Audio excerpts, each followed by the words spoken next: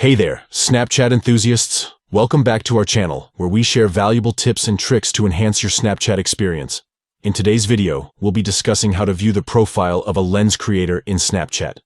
If you're curious about the creator behind a lens and want to learn more about them, this full guide is for you. Let's dive right into the step-by-step process. Step 1. Open the Snapchat app on your device.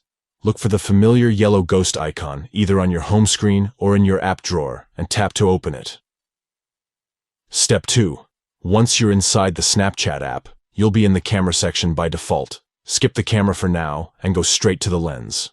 Step 3. Tap and hold on the lens icon, which is located in the center of the screen. By doing so, a menu will appear with various options. Step 4. From the menu, tap on View Profile. This option allows you to access the profile of the lens creator and learn more about them. By following these simple steps, you can easily view the profile of a lens creator in Snapchat, satisfying your curiosity and gaining insights into the creative minds behind the lenses you love. Thank you for watching, and we'll catch you in the next video.